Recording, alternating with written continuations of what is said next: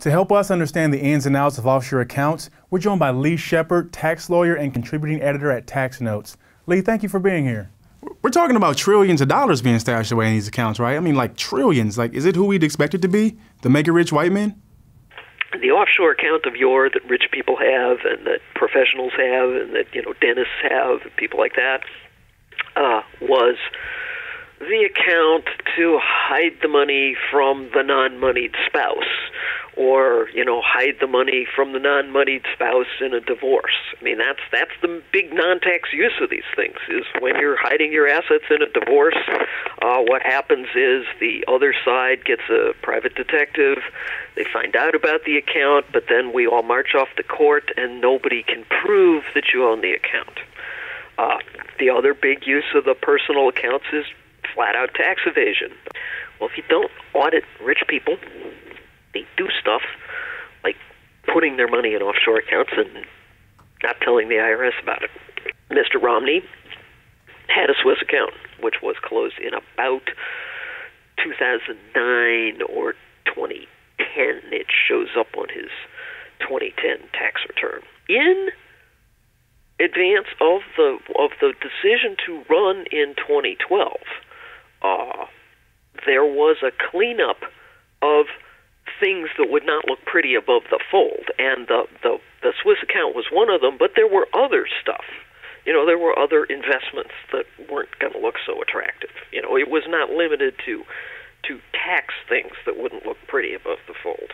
So are these people fleeing offshore because they're being taxed at an exorbitant rate than other people in other countries? No. The surprising thing is that compared to other Western developed countries, the tax rates in the United States are extremely low. The rates that we're talking about in this country, you don't get them anywhere else. You don't get them in France. You don't get them in England. You don't get low tax rates like this in Germany. The fact that you should flee the lowest tax rates in the world is absurd. I mean, 15% on capital gains, and those folks want zero. 15% on dividends, and they want zero. 30-some-odd% on, earned income, and they want zero. That's you don't get 30%.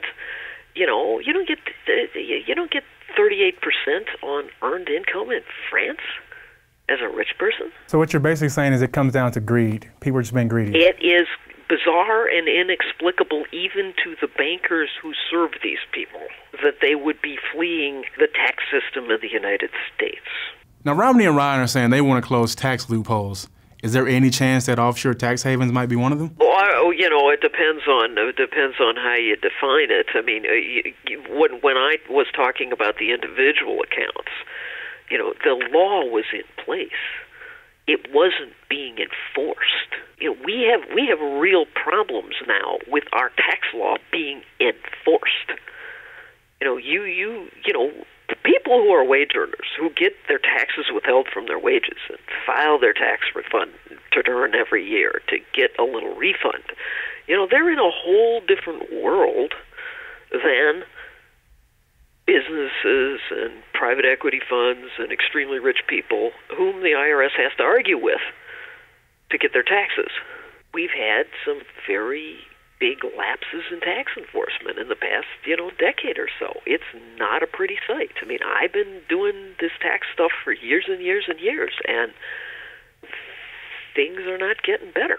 The president's been calling for an era of economic patriotism, but it doesn't seem to go hand in hand with having an offshore account. I mean, is there a reason behind why someone would want to have an offshore account if they're patriotic? They certainly are on the personal level, but when we talk about economic patriotism as a whole concept, we're also talking about the business side of things. We're also talking about offshoring jobs.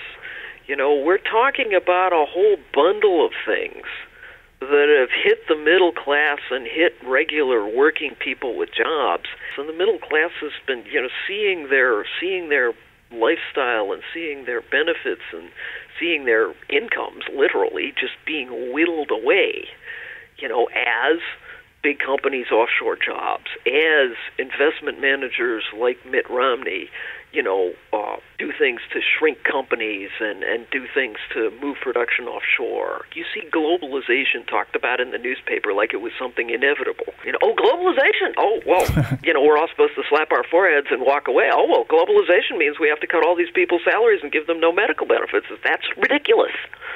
Okay? Globalization is a policy, and it was a deliberate choice. And some of those choices have to be revisited. And that is a conversation that has to be had. Instead of just standing there all slapping ourselves in the forehead and saying, oh, it's the weather, oh, globalization, oh, we can't question that. Do you think the problem with our government enforcing rules around offshore accounts is because a lot of the people who use these accounts have so much influence on politicians in terms of money and politics? Oh, sure. Look, this is the whorehouse on the edge of town. The elites want this escape hatch.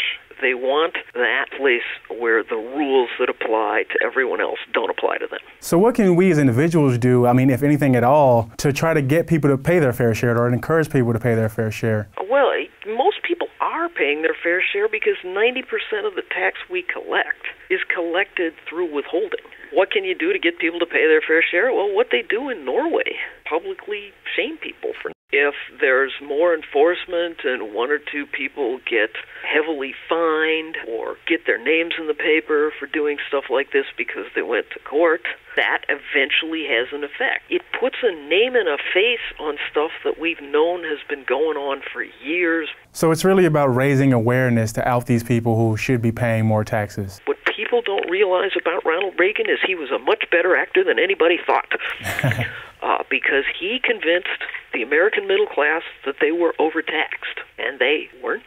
Politicians have been repeating that irresponsibly since then. You just saw this in the first debate. You saw two perfectly intelligent men talking about middle-class tax cuts, which are absolutely not only unnecessary, but, something we can't afford. You need better behavior out of your elites just to keep your society together. For those of us like me who've been laboring in this for a lot of years, it's good, really, to have Mitt Romney there as kind of a poster child, because then we can say when we go over his tax return, and I've gone over all the tax returns that have been disclosed, we can say, look, the rich folks are doing this, and this. They have these offshore accounts. They have these funds organized in the Cayman Islands. It puts a name and a face on stuff that we've known has been going on for years, but when we talk about it